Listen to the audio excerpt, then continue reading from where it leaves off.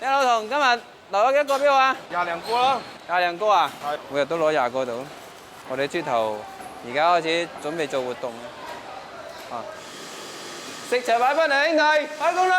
好，咁樣喎。堂食恢復，威仔都滿血復活。新鮮食材交到後廚，威仔開始營業前嘅。我哋嗰20個全部燒晒㗎啦。係啊，得翻幾個嘅啫。我睇嘢啲火候喎，冇俾過火喎。我啲豬頭咁多人食。勤奮、誠懇、善於思考，威仔用6年時間，將村口原本幾十平方米嘅店仔，做成咗而家700平方米嘅酒樓。不變嘅係佢堅守公益嘅初心。原來威仔私廚仲有一個綽號——公益飯堂。如果你喺番禺冇收入，遇到困難，可以入嚟叫一份炒粉，食完直接走，唔使客氣。呢個係2016年威仔餐廳開業掛出嚟嘅公告。幫得到人就幫咯，其實冇咩話太多嘅諗法㗎。我哋細個都係靠人幫嘅，可能有句説話講得啱嘅，自己淋過雨就總想為別人撐傘。威仔嘅人生並唔係一路坦途，做過製衣學徒，送過水，跑過業務。喺2015年一次幫扶孤寡老人嘅活動裏邊，威仔識咗一位經營牛雜火鍋嘅志願者。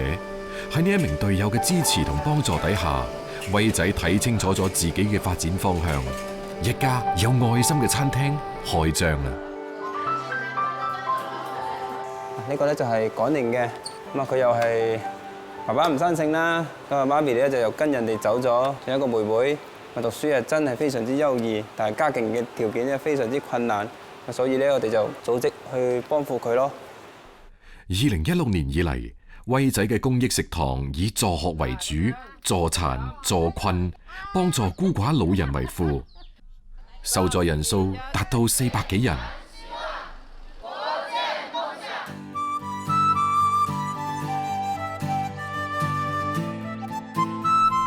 經過1日嘅準備，威仔私廚嘅王牌鴻運當頭都準時上架，一切靜待食客嘅到來。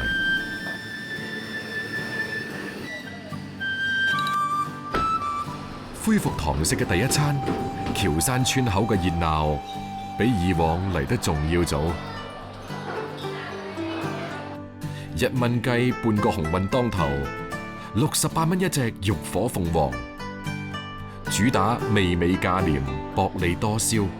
威仔出品收穫咗唔少食客嘅讚賞，除咗實惠好食，都有通過支持威仔嚟表達善心嘅。咁我哋嚟呢度食嘢，相當於支持到佢嘅公益啦。再加上個味道唔錯，所以我哋嚟呢度食咧，我覺得幾開心咯。初心未變的，一直這麼去做，我覺得這一點是難得可貴的。經常來，經常數不清的，是去別的地方也是消費，來這裡也是消費。但我反而我覺得來到這裡消費，我心裡面會覺得更 OK 一點。遇到困難嘅嗰一刻，美食總係可以為我哋帶嚟難以忘懷嘅慰藉。威仔私廚既係橋山村美食嘅推廣地，亦係奉獻愛心嘅匯集地。喺呢度，唔單止令有需要嘅人試到咗免費美食，更加係能夠感受到舌尖上嘅溫暖。我收穫咗友誼先啦，收穫咗一啲人生嘅閲歷啊，同埋身邊有啲資源啊，係咪啲朋友啊？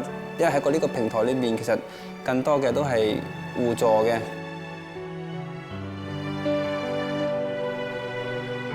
入夜之前，呢度好似村莊咁熱鬧。漁民、船家同過嚟品鮮嘅食客都坐住船渡，來往於碼頭、船屋同漁家樂之間。還有點菜，等一下。芒果螺，芒果螺，你炒一個過來給我們就行。三種炒還是辣炒？打邊爐嘅都打邊爐啊！紅烤螺要買咗。作為中國最南端嘅漁港，呢度嘅海鮮烹煮方式以白灼、清蒸同打邊爐為主，最大程度保留食物嘅鮮嫩同甘甜，盡顯老廣嘅烹飪哲學。煮兩隻青菜，一回子蝦拎條喎，蟹拎嘢先蒸喎，你可以做喎。啟爐燒炭，漁民最中意食嘅送酒菜，要以炭烤嘅方式炮製。自暴自曬嘅魷魚乾喺炭火嘅烘焙底下鮮香4日。深海木瓜魚唔需要過多處理，直接上架慢烤至熟。雞蛋液攪拌起泡之後，倒入新鮮捕撈嘅海膽裏面，唔添加任何調味料，只靠海膽本味提鮮。呢啲都係疍家廚娘最經常做嘅撚手小菜。嚟，打就住你。係食酒，飲咩酒？九個酒。好啦，坐埋一齊飲酒啦。香唔香？香啊，吃多點哦。咁第日食多啲啦，個乸天海天力睇啊！天海咁得力睇懵啊！美酒佳肴係勞累過後嘅最好嘅心靈慰藉。喺呢一個距離廣東本土260公里嘅港口，每日傍晚都上演住品粵味、飲粵酒、講粵語嘅海上家宴。我哋嘅廣東老居士都係嗰啲一冇藥酒就係嗰啲白酒噶啦，冇有咩酒食噶，就係啊！我哋個生活就係咁過噶。親朋好友圍桌夜話，品香嘗鮮，其樂融融。魚排外海水滔滔，燈光閃閃。喺呢片港口，疍家人愜意又充實嘅水上田園生活，日復一日，煙火依然。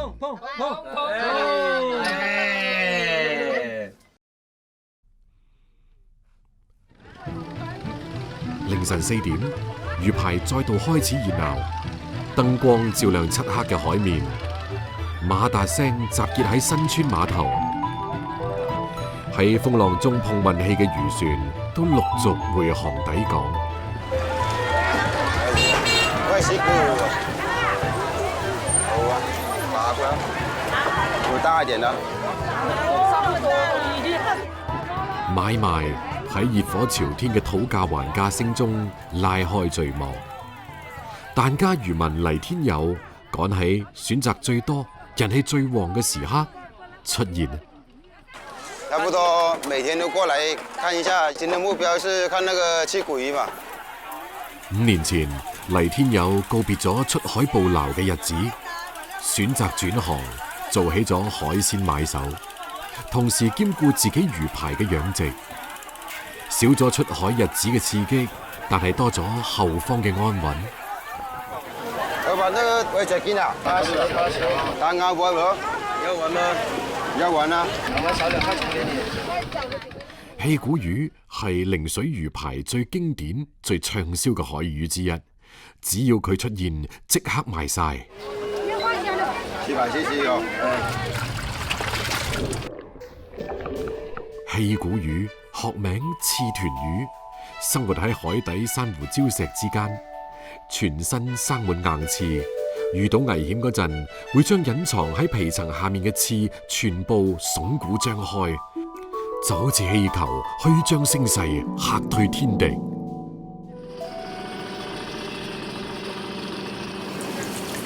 啲飯啊？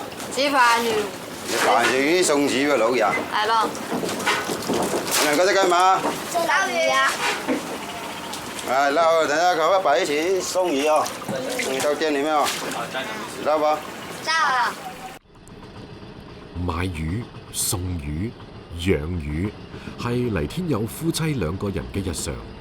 喺呢個得天獨厚嘅水域裏面，每日2次嘅漲退潮都帶嚟咗豐富嘅餌料，令到以養殖為主業嘅疍家人收穫豐厚。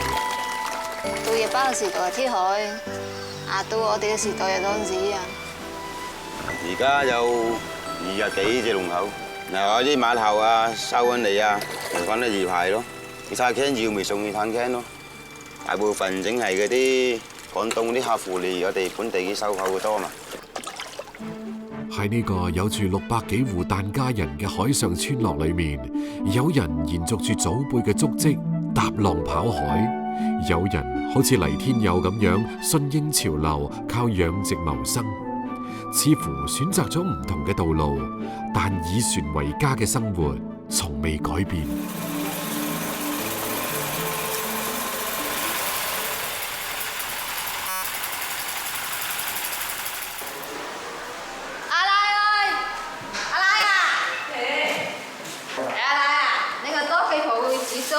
你隻腳俾嚟紫陽水。哎，我都唔見過咁大隻紫竹噶啦。你紫竹俾我先食啊！喺疍家人嘅海鮮食譜裏邊，氣鼓魚好少，好難處理，主要用嚟煲粥同煲糖水。皮肉分離之後，皮切細，骨肉剁塊，再加上蒜頭、油同鹽，醃製10分鐘。等粥煲到綿滑嘅時候，將醃製好嘅魚骨同魚皮落煲煮15分鐘。喺熱力嘅作用下，魚皮嘅膠質同米香完美融合。再將海蝦同奶奶手打嘅墨魚滑加入去，文火炆煮5分鐘。最後灑葱花香菜，一煲濃郁鮮香嘅氣鼓魚粥，新鮮出爐。食咩嚟咧？煮粥食咩啊？好似以前艱辛危險嘅海上生活，呢碗溫潤綿滑、鹹鮮4日嘅氣鼓魚粥，係跑海人能量嘅來源。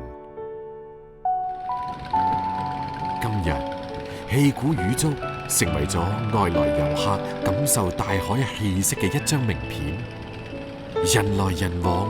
潮起潮落，魚排依舊。我哋疍家人真係最勤緊，每日捉魚海味回山珍，晚上前鐵海3更半夜都未瞓，牽未乾。又收網，平平安安最要緊。魚多多，蝦大大，豐收翻起就係過癮。蟹多多，螺大大，阿爸阿媽最精神。动作都沙楞的啊，照好我的上帝们。这烧烤啊，如果说单纯的就把它烤熟，那肯定是很简单了。你要想把这个肉啊烤到娇嫩多汁，实际上不是一件简单的事情。我们要通过它食材在温度上的一点点的变化和香气，来感觉它的成熟的度。9自觉，测硬度，观颜色，闻其味。燒烤嘅靈魂就係玩火。周海英玩火有自己嘅秘訣，過江龍唔單止企穩咗陣腳，仲有嶺南風味嘅名號。我的呢形象呢比較特殊，是個光頭。我的一些常客呀，大部分常客都叫我光頭老闆。啊，客人們也總細說龍洞生意好不好，就看哈爾濱燒烤。高手永遠會將食材當作值得尊重嘅對手。喺燒烤中學習燒烤，先至可以喺烤蝗蟲嘅事業上，從一個勝利走向下一個勝利。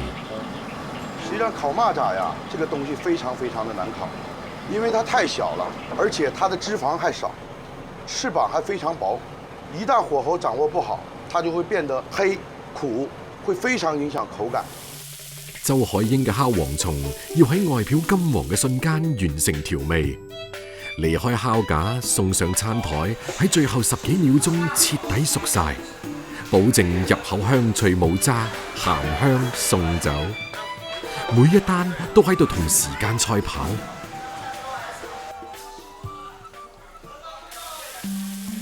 燒烤唔單止係食嘅生意，更加係人情冷暖嘅賣場。夜色被火焰照亮，生活被煙氣溫暖。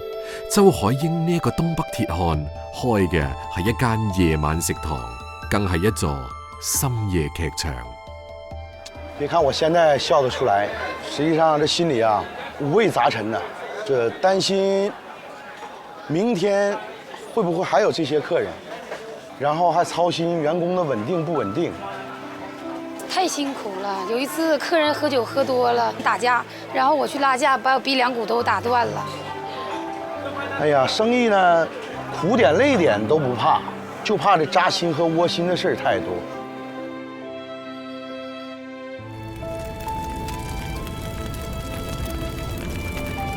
燒烤店係白晝與黑夜轉換嘅擺渡人，亦係城市夜歸人療愈孤獨嘅小木屋。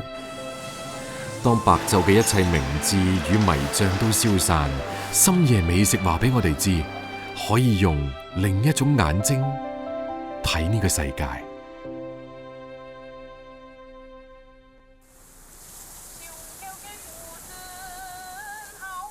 5月，梅雨季節到嚟，淡淡嘅霧氣籠罩住蕉嶺呢座山間小城。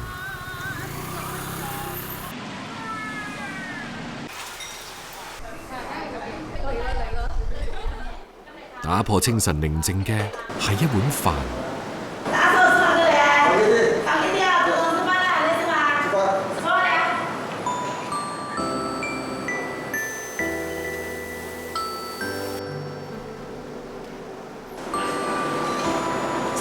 嚟啊！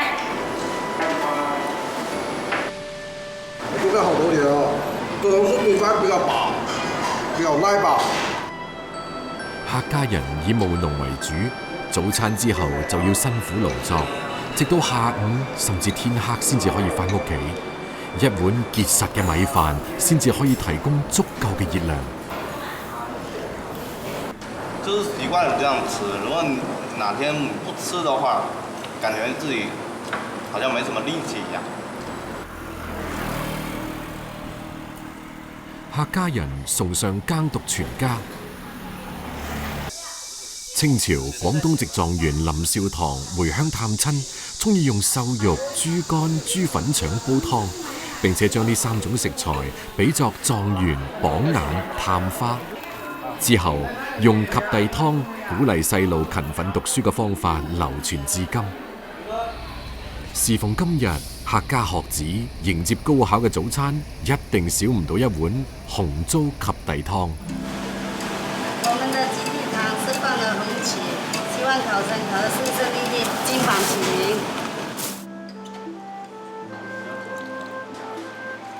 港口係文明嘅橋頭堡，故事嘅策源地，味道嘅大熔爐。澳門只有33平方公里，呢個地圖上嘅彈丸之地，起於南宋末年，興於明朝中後期，繁華至今。商業與貿易，東方與西方，多元文化嘅碰撞交融，等呢座港口城市兼具古典與現代嘅魅力。喂，係啊，四哥，你好啊，你好啊，七彩火鍋你預備好啦係嘛？哦，好嘅好嘅。米夫係澳門本土媒體人、食評家，從上個世紀90年代開始，佢致力於澳門本土美食同飲食文化嘅挖掘與傳播，既係澳門美食創新發展嘅記錄者，更係澳門回歸祖國23年餐飲變革前行嘅見證者。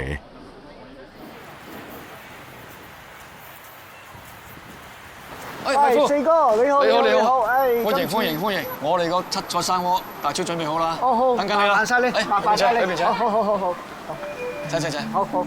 同米夫相識30年嘅張志炎，亦係土生土長嘅澳門人。16歲入行，而家62歲嘅佢仍然活躍喺餐飲圈。佢嘅人生濃縮咗澳門半個世紀嘅餐飲史。我今日已經安排咗佳哥復原嗰個你想見到嗰個七彩生鍋。好。咁之餘咧，佳哥再安排一個我哋好賣得嘅，大家認著好賣得嘅龍利蒸肉餅。你最中意食肉餅啦，咁樣。我哋細個打崩頭㗎喎。係啊，爭住食啊！將7分瘦3分肥嘅前腿肉剁碎，加入馬蹄粒、香菇丁同薑末，攪拌均勻之後鋪平喺碟度，再將處理乾淨嘅龍利魚冚喺肉餅上。我而家就可以攞去個蒸爐蒸㗎啦。喺高溫蒸汽嘅熱力下，龍利魚嘅風味自上而下凝聚，魚鮮同肉香融匯一體。呢個係老一代澳門記憶中嘅珍饈美味。呢個就係傳聞中嘅七彩生鍋。係啦。哦。哇！咦咁清嘅。傳統啊，只係加啲豆腐啊咁樣。我哋跟傳統啊，今日。好嘅，好嘅，好嘅。咁啊，食得㗎啦喎。潘先生，未得啊？係有一個好重要嘅程序要做嘅。攞睇睇咧雞蛋，就係淨係落油，有人淨係落豉油，就打勻佢。要嚟分點啊！呢啲食物啦。哦，即係當係一個醬料咁樣嚟點嘅。係啦。首先和味啲啦，滑溜啲啦。最重要佢降溫。鮮魷、豬肝、鴨腸、生蠔、鮮蝦、魚片，將街市裏面隨手可以買到嘅食材放入煮滾嘅清水煲裏面翻滾，撈起，輕輕點蘸。用生雞蛋混合豉油做成嘅醬料，呢個就係令澳門人垂涎三尺嘅傳統火鍋。七彩生鍋咧，其實好豐富嘅，唔止7樣嘢嘅。一般就12到15樣嘢嘅。哦，係。咁啊睇下當日市場有啲咩又新鮮，有啲舊派嘅廚師發版效果啊。哦，係。大道至簡，追求原汁原味，傳統打邊爐嘅食法。喺澳門風靡咗近半個世紀，直到20世紀末，澳門嘅傳統火鍋發生咗轉變。入冬之後嘅澳門，各大火鍋店人流量暴增。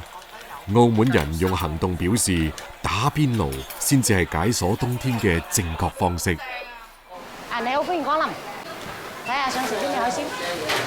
有竹蝦啊、象拔蚌啊、龍蝦啊。生活喺南半球嘅岩龍蝦、北極圈嘅帝王蟹、泰國嘅皮皮蝦、南非嘅鮑魚，港口城市融通四海，食勻全球。大量物美價廉嘅海產品成為澳門火鍋嘅主角。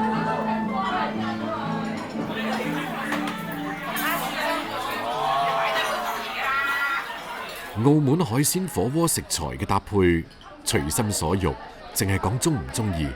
大海嘅鮮味融入傳統湯底嘅時候，鮮就係王道。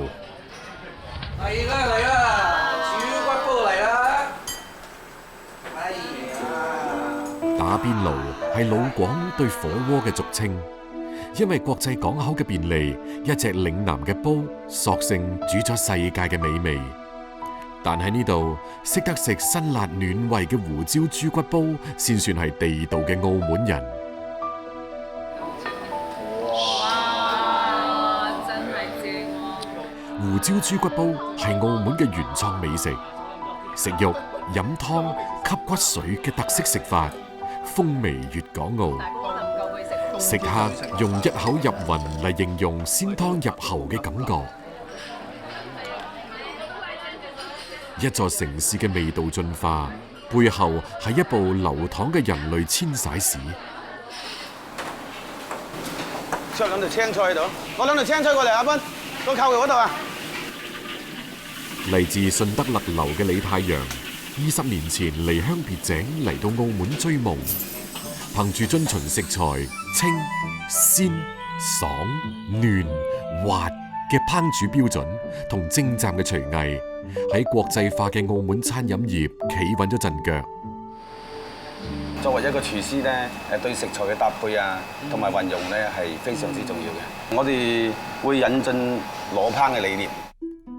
裸烹指嘅係食材原始化同烹飪老實化。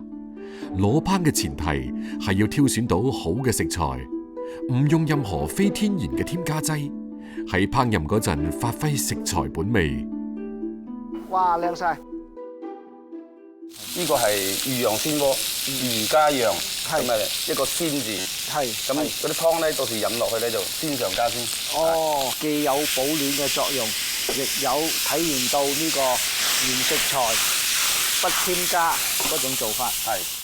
羊肉同薑片爆香之後，加入桂圓、紅棗、當歸、淮山、枸杞，慢燉40分鐘，再將水庫大魚頭爆香，加水炆到滾，最後魚湯同羊肉湯相融，先至可以成就李太陽以裸烹嘅理念創作嘅魚羊鮮鍋底。希望能夠好好咁保存咗呢啲資料，而傳到落去俾後生仔睇啦，亦都對世界宣傳一下澳門嘅一種傳統嘅美食啦。飲食與文明相伴相生，互為表裏。正如普通澳門人家，碗筷之間沉澱嘅海洋鮮味，可以食到世界嘅潮流，但最終品出中國嘅滋味。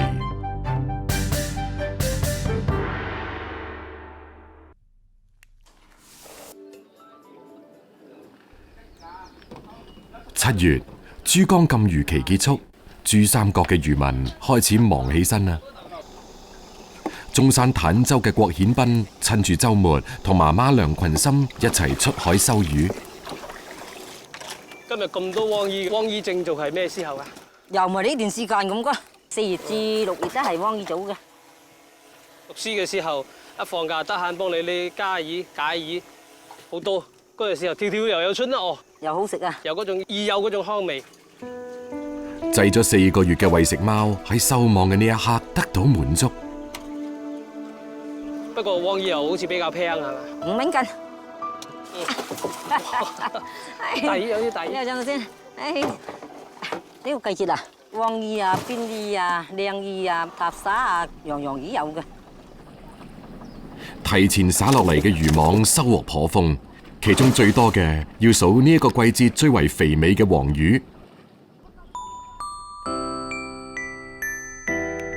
黃魚其實係珠三角地區嘅俗稱，學名花鯽，體質大約有4到6個黑斑，魚身鱗光閃閃。每年春夏之交，生活喺鹹淡水交匯處嘅黃魚就游入近海產卵。清蒸黃魚可以品嘗到魚肉原始嘅鮮甜，當季嘅黃魚油脂豐富，香煎係更地道嘅做法。等魚喺熱油裏邊煎到兩面微焦，灑埋料汁調味就可以。煎過嘅黃魚油脂喺魚肉間流淌，焦嫩鮮美。廣東地區將卵叫春。黃魚卵又被稱為黃魚春，攞出嚟嘅黃魚春洗乾淨，就係坦洲人心中嘅魚子醬。落鑊煎到水分蒸發，柔軟嘅魚春變得紮實，最後再加啲蒜蓉同料汁去腥入味。呢個時候魚子甘香，作為送酒菜就再好不過。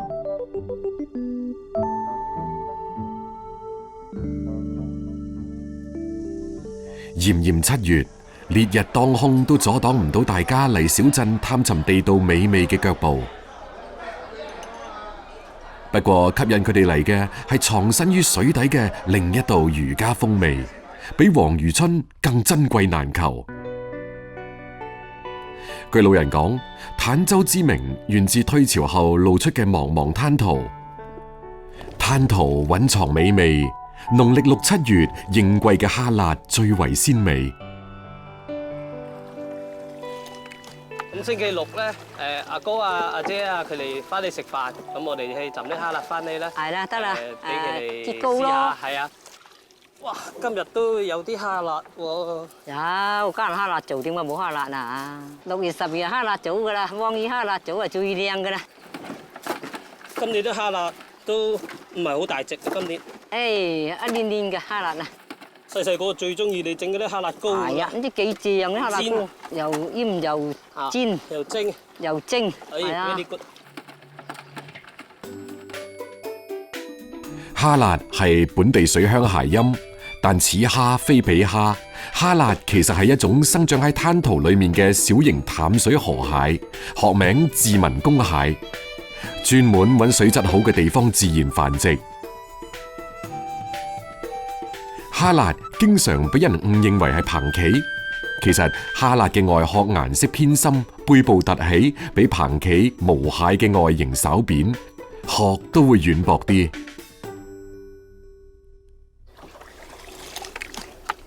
漲潮時候水底空氣唔夠，哈辣紛紛游出嚟唞氣，迷迷懵懵就爬咗入籠。夏日捉哈辣係每個坦洲細路童年嘅回憶。舊年郭顯斌返到村裏面做嘢，有咗更多時間陪伴父母。雖然而家疍家人都搬晒上岸生活，但唔少依水而生嘅傳統依舊保留咗落嚟。家自沙天大一高咯，望見海邊浪滔滔。依家正在哈辣做咯，眾人食個世界好利咯。6月哈辣最高峰咯。啲哈辣啦，浸好擠得噶啦。好，到你咧，到啦。唔夠都唔得。即係一定要浸到佢夠冧身，咁擠落去嘅話，就好似冰淇淋咁。擠哈辣糕工序繁雜，需要喺冰箱冰凍1晚再解凍。凍咗之後嘅蟹殼柔軟，揭開蟹殼，滿滿嘅蟹膏呼之欲出。2隻手指喺中間一擠，蟹膏脫殼而出。嗰啲公就紅色嘅，乸就黑色膏嘅。哦，你以前擠哈辣糕係邊個教你？唔使嘅，自己自學嘅啫。我哋做大姐仔啊，唔通你哋家人嗰睇恩嘅嚟。細個係做嘢㗎啦，咁係當家人咁啊。國話你咁大個唔識做嘢啊？真係一直都係要做嘅，勞動人民呢個嘛嚇，咁做冇得食㗎，係要做㗎。品味哈辣重點唔係肉，而係鮮香嘅膏。橙黃色略帶黑色嘅哈辣膏最難得，1斤哈辣只可以擠到1兩哈辣膏。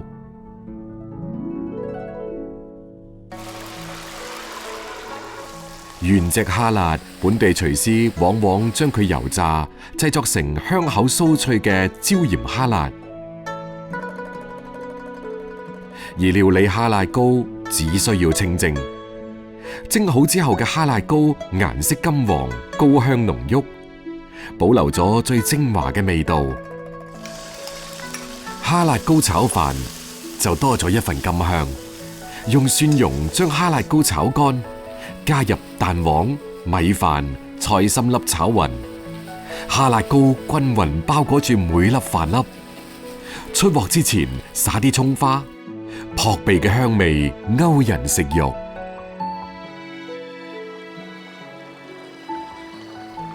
週末外出工作嘅仔女返嚟團聚，梁群心當然要準備一啲應季嘅拿手菜。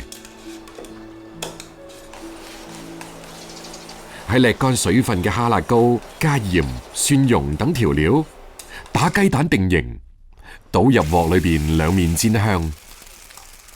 煎好之後嘅哈辣膏柔軟中帶住焦香，蟹膏嘅鮮味填滿成間屋，最令屋企嘅細路念念不忘。將哈辣揭殼去腳，留翻個身，撒豆豉蒸熟，就係水鄉經典菜式醃哈辣。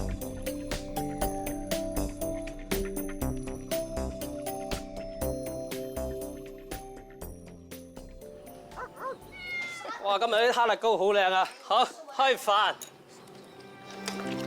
我攞條哈辣膏啊！食一啖哈辣膏，祖祖輩輩漂泊水上嘅記憶被喚醒。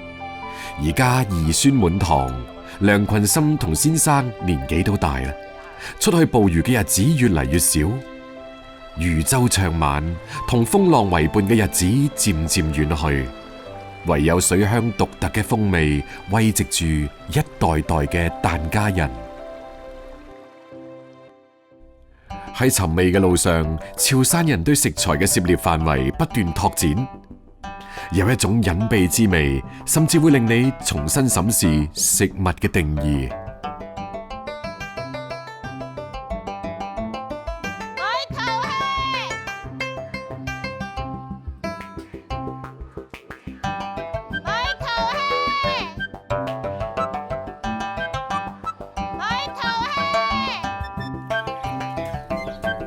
立冬過後，走入揭陽村落巷仔，運氣好嘅話，大概可以遇到一啲沿街叫賣嘅商販。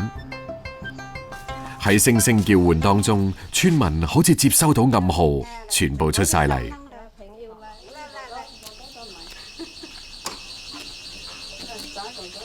老闆熟練咁喺桶裏邊滗出幾殼，行近一睇，好似係裝咗一份建築材料喎。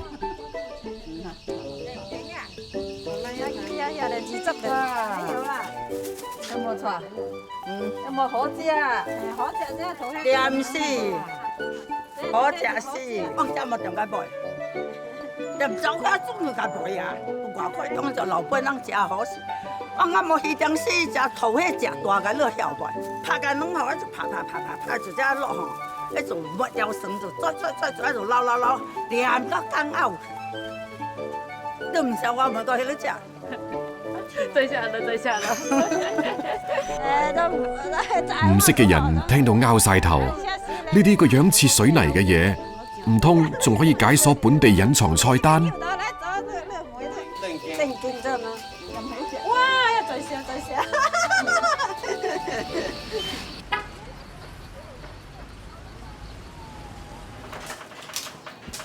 整啲等會唔會了？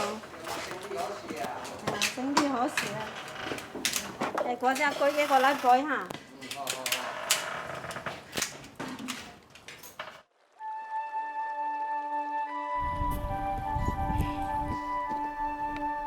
11月底嘅廣東，終於有咗一絲涼意。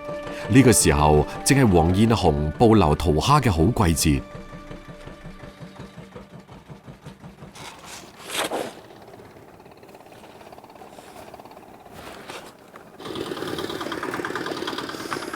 這忙者上減到，正尾呢上減嘛咯。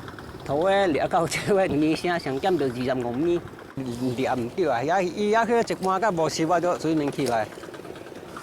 伊到時攏收了幾往過頭個攏個過到咗水面上嘅就2外深嘅。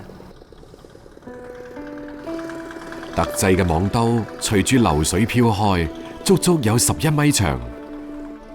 喺潮汕地區，只有榕江嘅鹹淡水先至可以孕育桃蝦呢種生物。所以就呢度，唔係卡鹹㗎，唔係客拿，要錯啦鹹，客拿是掠波，話啦兩個點話整下就係燒猛。因為對水質要求高，桃蝦被視為天然嘅水質檢測器，更加一度消失咗10幾年。近年榕江水質改善，桃蝦重現江湖。黃燕紅祖輩傳落嚟嘅漁網，先至重新派上用場。唔可以摸住條魚，頭個你望咗個魚有能力呢，有兩時摸最個領都能力，即係摸。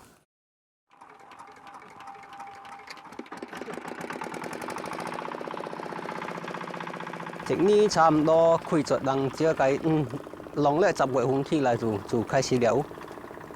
差唔多掠到2月吧。有當時冇咩人去捕嘅，就攏即係天氣熱就過了嘅人飼好飼下，一陣年尾天硬就能好去做生意，能好去捕就佢能叫錢咁捕。而家村裏面撈桃蝦嘅人家只係得返5、6戶。黃燕紅依然想喺過年之前為屋企增添多一份收入。經過將近2個鐘頭嘅等待，桃蝦終於揭開神秘嘅面紗。收上嚟嘅桃蝦一般喺漁船上即撈即洗。落湯了就再落，最後就條機下嚟下就個垃圾。等先差唔多耐字，แล้ว伊就薄膜水鋪起來哦，鋪起來นั่งจะ條機摘下鏡後嚟下了，腳背將嚟跌打。後生攏唔曉นะ，頭個咁嘅雞攏都唔曉。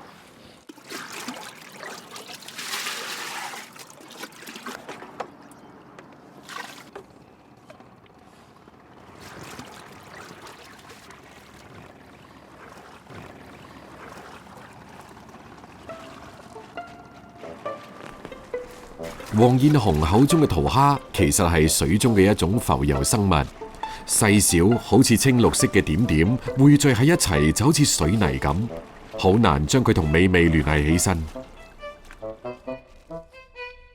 但本地人至少喺幾百年前就完成咗對佢嘅開發。食桃蝦深深印喺老一輩潮汕人嘅生活裏邊。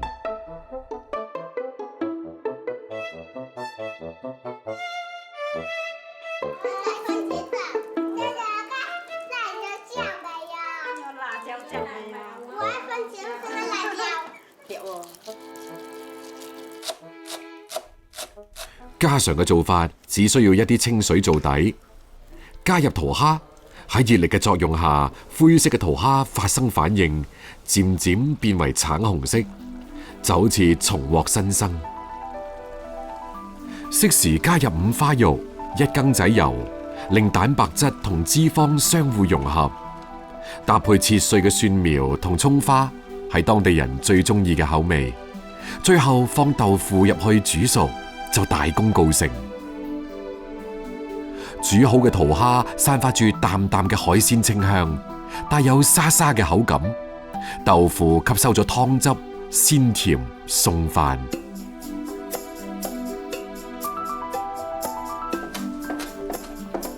本地人都中意用嚟煎蛋，喺桃蝦裏邊加芹菜同蒜苗，再打雞蛋入去，熱油煎到兩面金黃，令桃蝦嘅鮮甜同雞蛋嘅焦香融為一體。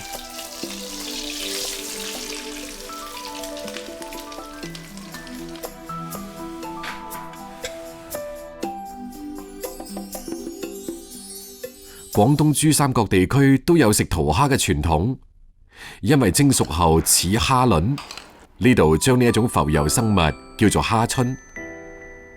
加薑絲同五花肉清蒸係傳統嘅烹飪方式。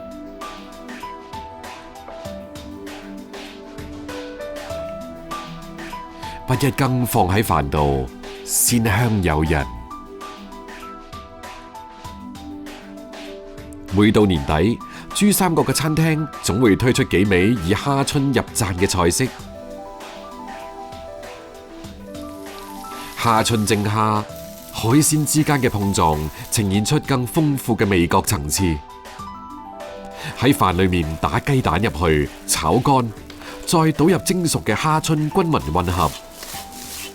蝦春包裹住粒粒米飯，鮮味四散，可以媲美海膽炒飯。黃燕紅嘅太太更加中意舊陣時嘅保鮮方法，製作鹹桃蝦。桃蝦直徑落碗嗰啲就差唔多係夠尖，直出伊係棒骨啊，就條落再尖隻。那個落嚟走伊係夠尖，伊就棒住骨伊就胖。1個月之後，桃蝦顏色慢慢改變，呈現棕紅色。呢個時候嘅桃蝦多咗發酵後嘅鹹香，可以長期保存。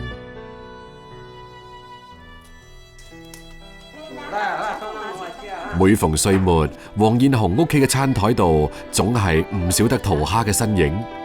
喺以前艱苦嘅年代，桃蝦養活咗依江移居嘅人，亦為佢哋帶嚟對於鮮甜嘅另類感知。呢啲封閉而隱秘嘅味覺感受，或者有一日將會隨住長者嘅老去，離我哋漸行漸遠。海洋隱秘深邃，大江大海嘅交融吸引住大家不斷探索。喺陽西溪頭鎮東部有一個叫風頭島嘅美麗小島，島上嘅村民世代以捕魚種田為生。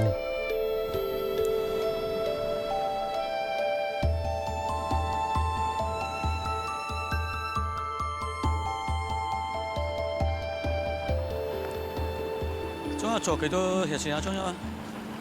你有冇做幾羹？天仲未光，黃啟宇同堂大佬黃成已經準備出海。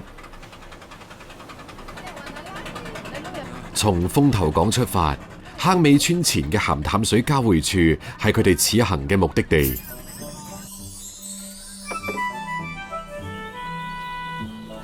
去溪頭尋味嘅食客都知道，呢度嘅血線最正宗，而溪頭嘅血線正係隱藏喺呢片海裏邊。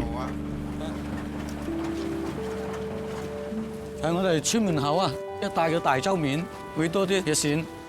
正常嚟講咧，放龍咧提前1日2日咁。每次收龍就好似開盲盒咁。不過祖祖輩輩捕魚累積落嚟嘅經驗，令到佢哋對呢一片海域嘅各類鱔魚都了如指掌。其中最為珍貴嘅就係血鱔。跳船拿嚟噶，船拿嚟噶係。 5、6月咧，佢就會多啲嘅；過咗嗰個秋咧，佢就少噶啦。常年生活喺紅樹林附近嘅血鱔，中意喺泥沙裏邊捐窿捐罅藏身。大潮或颱風天嗰陣，海潮攪動泥灘，出動嘅血鱔一唔小心就會進入捕魚人為佢張羅嘅籠裏邊。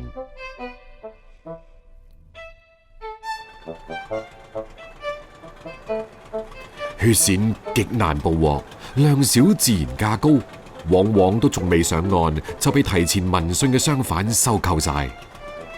屋企有漁船嘅便利，亦令到黃啟宇屋企嘅飯店總係可以攞到第一手資源。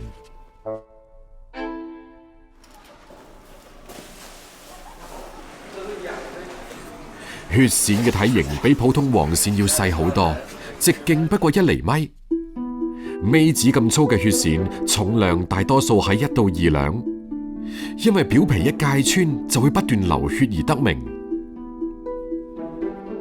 新鮮捕撈嘅血鱔皮膚光滑，背部顏色淡黃透紫，鮮紅嘅血絲透過薄薄嘅皮膚，俾人成身上下都充滿血性嘅感覺。細細嘅血鱔美味藏不住，吸引住各方食客慕名嚟到呢一個縣城。喺本地，血鱔有好多種烹飪方式。油爆血鱔，喺熱油裏邊加薑片，處理好嘅血鱔喺油鑊中喳喳咁響。微焦嘅時候加蒜粒增香，最後加蔥段就可以。做好嘅油爆血鱔，表皮酥脆，內裏軟嫩，口感順滑。用砂煲焗嘅話，又係另一番風味。薑片、蒜粒、蒜苗爆香之後，加血鱔入去，再賴啲白酒，冚蓋焗一陣，等到酒精揮發，血鱔就差唔多熟啦。呢個時候嘅血鱔有住淡淡嘅酒香，肉質濕軟而唔爛，鮮香雜雜。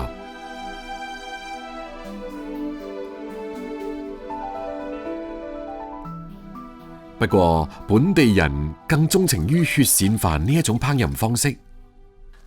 要整得好，黃啟宇仲要請佢爸爸黃慈德嚟操刀。烹製嗰陣，猛火用蒜片同薑絲將油爆香，撈出嚟之後，倒入剁碎嘅血鱔肉，不斷翻炒。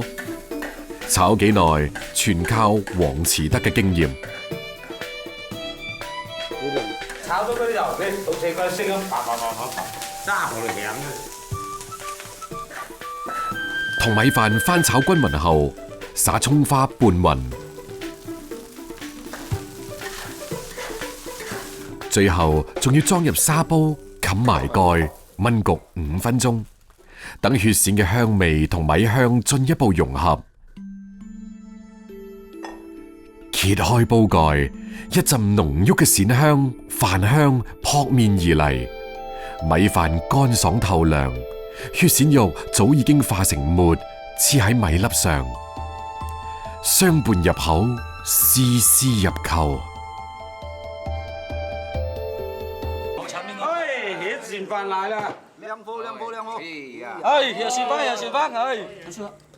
飯，平時喺飯店忙碌，黃慈德兩父子好難得同鄉下親人一齊圍坐食飯，就算唔見面，親情依舊。潮水往復，聽日佢哋又將會各自追趕生活，有美食相伴，今晚嘅時光更顯珍貴。